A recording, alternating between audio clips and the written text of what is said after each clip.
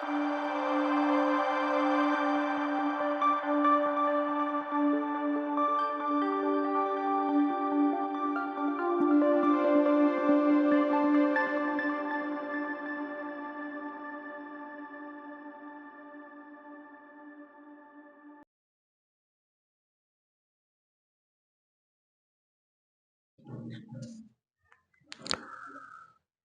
আমরা অ্যামিজারের ব্যবহার শিখব। ইউজ অফ অ্যামিজার, অর্থাৎ অ্যামিজারকে বি ভার্ব বলা হয় বা টু বি ভার্ব বলা হয়। এম মানে হচ্ছে হই, ইজ মানে হচ্ছে হয়, আর মানে হচ্ছে হয় বা হও, অর্থাৎ বি ভার্ব বলতে হওয়া ক্রিয়া বুঝায়। এই বি ভার্ব থেকেই অ্যামিজারের জন্ম এবং এদের প্রত্যেকটার মানেই হলো হয় বা হও বা হই। তাহলে এম কথার অর্থ হচ্ছে হই, ইজ হচ্ছে হয়, আর হচ্ছে হয় বা হও। এবার আমরা নিয়মটা একটু দেখি। আই এর সাথে এম বসে, আই এর সাথে এম বসে, এম অন্য কোথাও আর বসে না। থার্ড পারসন সিঙ্গুলার নাম্বার বা এক বচন এর সাথে ইজ বসে। সাবজেক্ট যখনই থার্ড পারসন সিঙ্গুলার নাম্বার হবে বা এক বচন হবে, তার সাথে ইজ হবে, অন্য কিছু বসানো যাবে না। এবং বাকি সবার সাথে আর বসে, অর্থাৎ আই এর সাথে এম বসবে। সাবজেক্ট যদি থার্ড পারসন সিঙ্গুলার নাম্বার হয়, তার সাথে আর হবে। আর বাদ বাকি সবার সঙ্গে, দুঃখিত, সাবজেক্ট যদি এম হয়, আই হয়, তাহলে তার সঙ্গে এম হবে। Subject third person singular number হইলে তার সাথে ইজ হবে। আচ্ছা, এবং বাকি সবার সাথে আর হবে।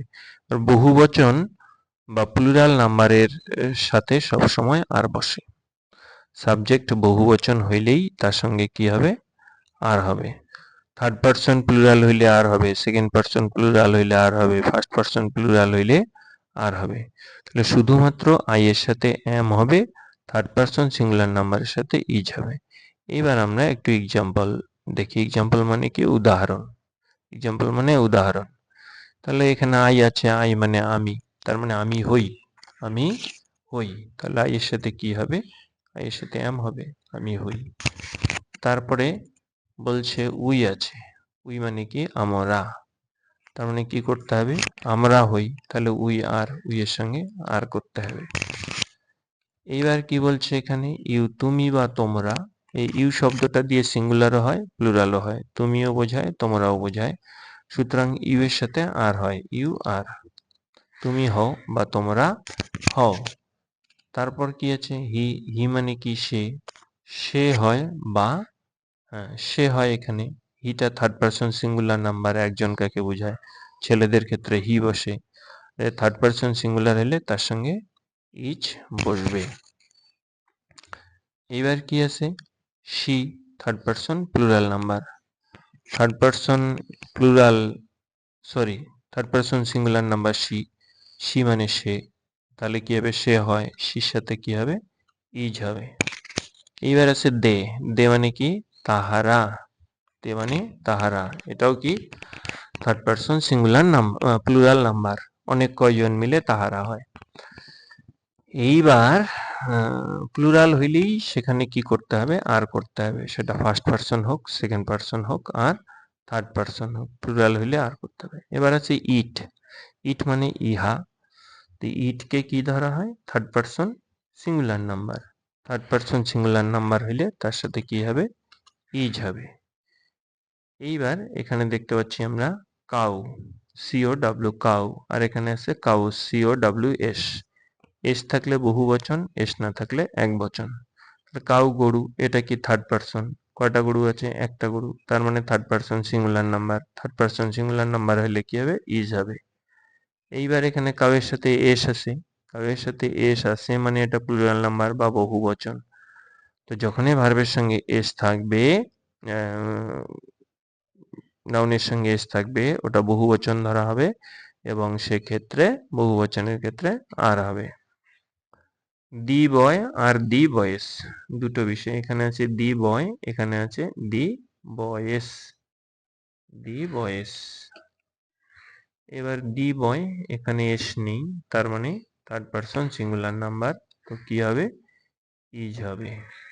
এইবার এখানে বয়েস বহু বচন, থার্ড পারসন প্লুরাল নাম্বার, তার মানে কি হবে, আর হবে।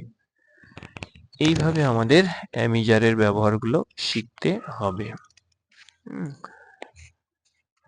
এইবার আমরা নিচে আর একটু দেখি, আই ড্যাশ বিঙ্গ, তার মানে কি হবে, আমি হই বিঙ্গ, আই এম বিঙ্গ, তাই না? তাহলে এখানে এম হবে।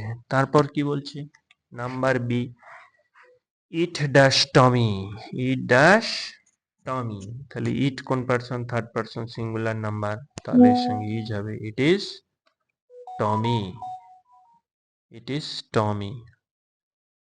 এইবার কি হবে, হি আছে, হি ড্যাশ স্ট্রং, সে হয় স্ট্রং, তাহলে হির সাথে কি হয়, থার্ড পারসন সিঙ্গুলার নাম্বার হলে ইজ হয়, হি ইজ স্ট্রং। তারপর উই ড্যাশ বয়েস, আমরা হই বয়েস, এই হইয়ের ইংলিশ কি, হইয়ের ইংলিশ কি, ইজ হয়, আর হয়, এম হয়। কিন্তু উই, উই মানে আমরা, সাবজেক্ট আছে বহুবচন, সাবজেক্ট বহুবচন থাকলে কি নিতে হবে, আর নিতে হবে, আর নিতে হবে। এইবার আছে কি, দে, দে মানে কি, তাহারা, দে মানে তাহারা। তো আমরা কি করব, বহুবচন, দে ড্যাশ বয়েস, এই যে বয়স, বয়ের সাথে এসেছে, বহুবচন হলেই আমাদের তাহারা হয় বালক, তার মানে দের সঙ্গে আমাদের আর নিতে হবে। এফ নাম্বারে আমরা কি পাচ্ছি, উই ড্যাশ স্টুডেন্টস, আমরা হই ছাত্র বা আমরা হই ছাত্রী, যাই হোক না কেন, কিন্তু উই শব্দটা হচ্ছে প্লুরাল, উই শব্দটা হচ্ছে প্লুরাল, বহুবচন, কাজে উই এর সাথে আর হবে। এবার কি আছে, জি নাম্বারে, Mita dash a nurse, Mita হয় একজন সেবিকা, মিতা একটা মেয়ের নাম, একটা মেয়ের নাম, এটা যে কোনো মানুষের নামকেই থার্ড পারসন ধরা হয়, যে কোনো জায়গার নামকে থার্ড পারসন ধরা হয়, যে কোনো জিনিসের নামকে থার্ড পারসন ধরা হয়, মানুষের নাম, গরু ছাগল ভেড়া ইত্যাদি সব থার্ড পারসন। এইবার হচ্ছে মিতা কয়জন আছে, একজন, মানে singular number, third person singular হলে কি করতে হবে, ইজ করতে হবে। এই হচ্ছে বিষয়। আমরা একটু ছোট ছোট ভিডিও করব, বেশি বড় করব না, কারণ বেশি বড় ভিডিও হলে অনেক সময় বাচ্চারা এনার্জি হারিয়ে ফেলে, এগুলো একটু দেখবে, তারা প্র্যাকটিস করবে। ভিডিওটা ভালো লাগলে অবশ্যই শেয়ার করবেন, এই ভিডিওটা দেখে আরো অন্য কেউ শিখতে পারবে, শিক্ষণীয় বিষয়, সেই জন্য অনুরোধ থাকলেও সবাইকে একটু শেয়ার করবেন, এটা যেন যারা জানে না তাদের ক্ষেত্রে যেন একটা উপকারী ভিডিও হয়। ধন্যবাদ।